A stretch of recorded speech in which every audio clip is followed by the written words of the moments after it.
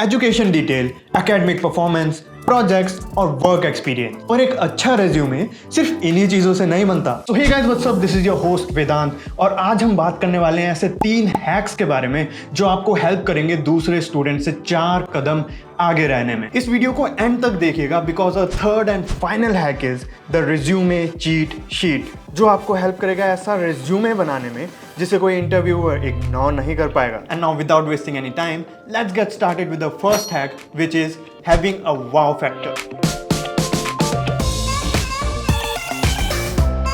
तो यहाँ पे वाव फैक्टर का क्या मतलब है? वेल, इसका सिंपल सा मतलब ये है कि आप कुछ ऐसा करें जिससे आप दूसरों की नजरों के सामने आ सके, B it in front of teachers, dean या अदर स्टूडेंट्स। इससे आपको नए फ्रेंड्स और कनेक्शन बनाने में आसानी होगी और आप देखेंगे कि न्यू अपॉर्चुनिटीज खुद चलकर आपके सामने आएंगी। जब भी स्टूडेंट्स को बोला जाता है कि यार कोई अपॉर्चुनिटीज छोड़ना मत, तो उनका पहला क्वेश्चन ये होता है कि अपॉर्चुनिटी मिलेगी कैसे? ऐसे मिलेगी, by bringing out that wow factor in you. अब आप सोचोगे कि बोलना आसान है पर करना नहीं, तो चलिए ये भी बता देते हैं कि करना कैसे है। जब भी आप क्लासरूम में होते हैं और जब टीचर लेक्चर खत्म कर रहा हो, आप टीचर से इंटरैक्टिव और यूनिक क्वेश्चन पूछने की कोशिश करें। अपने टीचर्स को दिखाओ कि you are curious and eager to learn from them. Next, आप अपने टैलेंट्स को यूज करिए। कोई सिंगिंग में अच्छा होता है, कोई डांसिंग में, कोई स्पोर्ट्स में। टैलेंट एक बहुत बड़ा प्लस पॉइंट बन जाता है दूसरों के सामने परफॉर्म करने का और उन्हें इंप्रेस करने का। डेमोन्स्ट्रेट करने लायक टैलेंट ना भी हो तो घबराइए मत, आप अपनी कन्वर्सेशन और कम्युनिकेशन स्किल्स पर वर्क करिए, क्योंकि वीक कम्युनिकेशन स्किल्स आपको अपॉर्चुनिटीज से दूर रखेगी, जो कि एक स्टूडेंट के लिए सही बात नहीं है। अब यहाँ पर गुड कम्युनिकेशन का मतलब गुड इंग्लिश से नहीं है। हाँ, English can be A plus point but it can not limit you. आप हिंदी यूज करके भी खुद को दूसरों से अलग दिखा सकते हैं। बुक्स रीड करिए, बोलने की प्रैक्टिस करिए, सेंटेंसेस को मिरर के आगे बोलिए।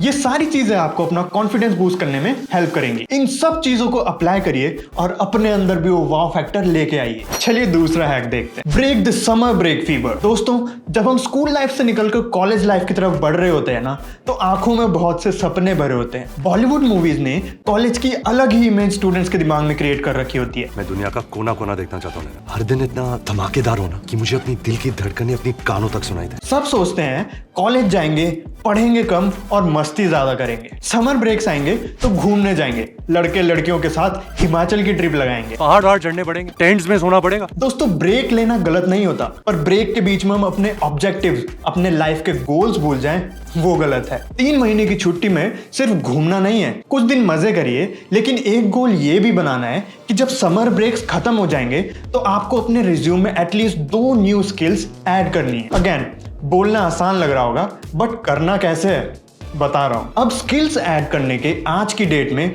2 बेहद ही आसान तरीके, ऑनलाइन कोर्सेज और इंटर्नशिप। आप घर बैठे बैठे या इवन ट्रिप में घूमते हुए नई स्किल्स सीख सकते हैं। That's the beauty of internet. Internships आपको सिर्फ स्किल्स नहीं, प्रोफेशनल एक्सपीरियंस भी देती है, कॉर्पोरेट एनवायरनमेंट का स्वाद चखाती है और साथ ही साथ आपके रिज्यूमे की वैल्यू बढ़ाती है। तो दोस्तों, उम्मीद है कि अब आप 3 महीने सिर्फ मस्ती नहीं मारेंगे, लेकिन अपने करियर की सीढ़ी में आगे भी बढ़ेंगे। इसी के साथ बढ़ते हैं अपने आखिरी और फाइनल हैक की तरफ, जो है द रिज्यूमे चीट शीट। तो दोस्तों, जब भी हम रिज्यूमे वर्ड सुनते हैं तो दिमाग में क्या आता है? Education detail, academic performance, projects और वर्क एक्सपीरियंस। और एक अच्छा रेज्यूमे सिर्फ इन्हीं चीजों से नहीं बनता। रेज्यूमे एक पहला स्टेप होता है अच्छे कैंडिडेट्स ढूंढने की तरफ। आपका रेज्यूमे अच्छा होगा तभी आपको किसी जॉब के लिए कंसिडर करा जाएगा। तो ऐसा क्या करें कि आपका रेज्यूमे आज की डेट में हजारों लाखों स्टूडेंट्स के बीच में अपनी जगह बना पाए? पहली चीज है उसमें इंडस्ट्री रेलेवेंट स्किल्स ऐड करना।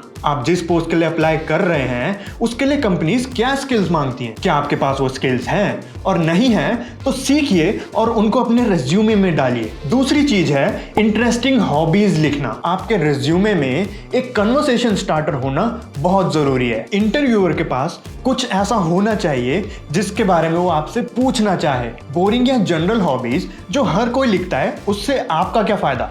मोस्ट इंटरव्यूअर्स उन्हें इग्नोर ही कर देते हैं। इसीलिए कुछ डिफरेंट करने की कोशिश कीजिए। तीसरी चीज है कि यूजलेस और अननेसेसरी इंफॉर्मेशन को अपने रिज्यूमे से हटा दीजिए। रिज्यूमे को जबरदस्ती लंबा नहीं बनाना है। ऐसा नहीं है कि जितना बड़ा रिज्यूम बनाओगे उतनी बढ़िया जॉब मिलेगी। अपने रिज्यूमे को टू द पॉइंट, क्रिस्प और रेलेवेंट बनाना है। रिज्यूमे देखकर क्लियर हो जाना चाहिए कि एज अ कैंडिडेट आप क्या वैल्यू कंपनी को प्रोवाइड कर सकते हैं। तो दोस्तों, ये थे हमारे 3 हैक्स जिससे आप खुद को दूसरे स्टूडेंट से अलग कर सकते हैं, दूसरों से ज्यादा एडवांटेज गेन कर सकते हैं। और उम्मीद करता हूं कि ये सारी इंफॉर्मेशन को आप ध्यान में रखेंगे और अपनी लाइफ में प्रैक्टिकली अप्लाई करेंगे। ऐसी ही वीडियोस देखने के लिए हमारे चैनल को सब्सक्राइब कीजिए और आपके जो भी क्वेश्चंस होते हैं उनको कमेंट बॉक्स में लिख दीजिए। हम अगली वीडियोस में उनके जवाब आप तक जरूर लेकर आएंगे। तो आज की वीडियो के लिए इतना ही, मिलते हैं नेक्स्ट वीडियो में, तब तक के लिए बाय बाय, टेक केयर।